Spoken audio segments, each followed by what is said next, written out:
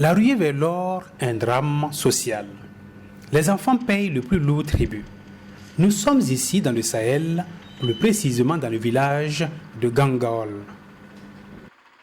La ruée vers l'or s'explique en grande partie par la précarité des ménages, l'ignorance de la réglementation, la négligence des parents envers leurs enfants, la recherche effrénée d'argent, l'absence d'action vigoureuse contre le travail des enfants sur les sites d'orpaillage, l'absence de contrôle des sites d'orpaillage.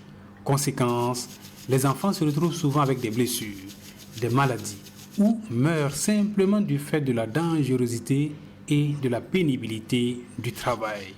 Pour l'heure, les stratégies déployées sur le terrain, les sensibilisations, la vulgarisation des textes restent limitées.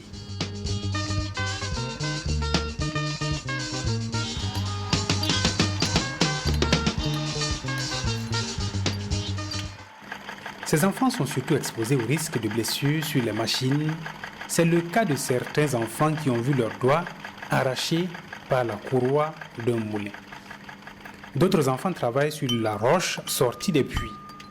Avec les mortiers fabriqués à base du matériel de récupération, ils pilent la roche et avalent de la poussière à longueur de journée. Ils n'ont ni cache-nez, ni lunettes de protection et souffrent de maux de poitrine, de douleurs aux épaules, de plaies sur les paumes. Ils ont enfin le rhume et toussent constamment.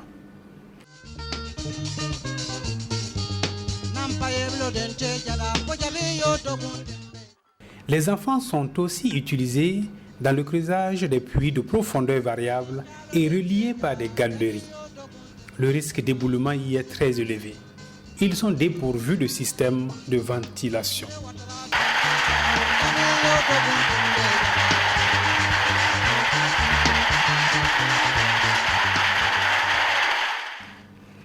La vie des orpailleurs se déroule dans cet univers à risque. La nourriture leur est envoyée à l'aide de cordes. Ils travaillent accroupis avec pioche et barre de fer et une torche fixée au front. Ils morcellent les roches avant de les envoyer à l'extérieur par une corde. Pour communiquer avec l'extérieur, on transmet le message par personne interposée de manière verticale. Dans ces galeries, on peut passer 2 jours sans voir le jour. À 40 mètres de profondeur, dans le sous-sol d'une colline, on eut à creuser une galerie d'une largeur de 60 mètres.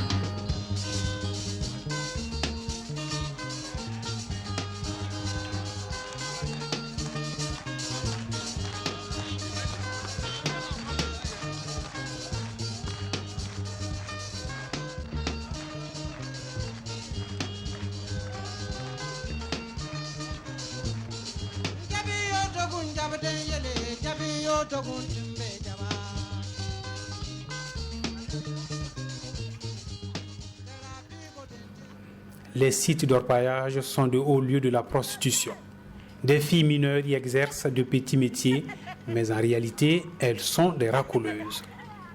Certaines mineures sont en grossesse sur les sites après avoir fraîchement quitté la classe de CM2. Que dire des menaces comme le VIH-Sida?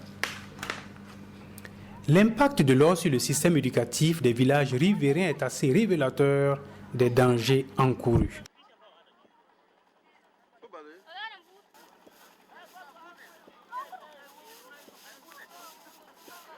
Les chiffres indiquent clairement l'ampleur du phénomène.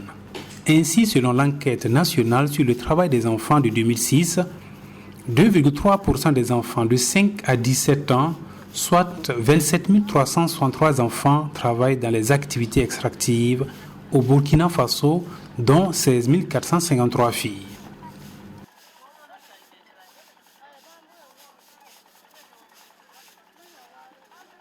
La région du Sahel a le taux le plus élevé en matière de pire-forme de travail des enfants dans les activités extractives au Burkina Faso avec 4,6%.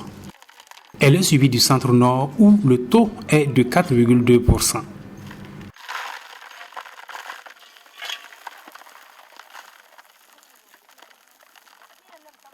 Les filles, 3,7%, sont plus nombreuses que les garçons, estimés à 1,4%.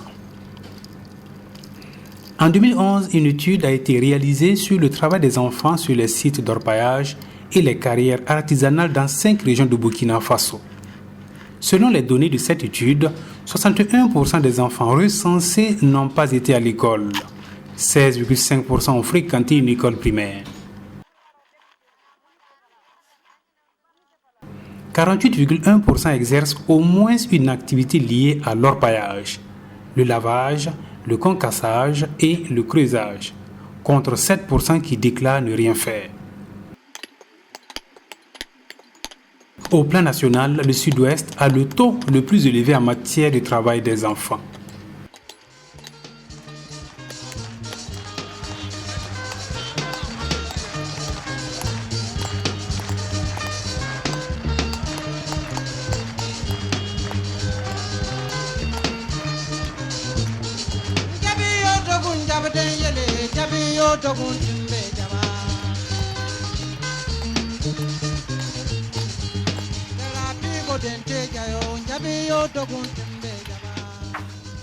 Hormis cela, il y a des enfants qui font la navette entre l'école et les sites.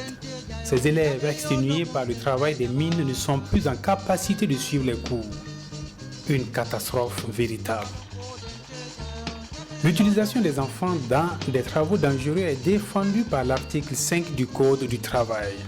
Il est aussi puni par le Code pénal.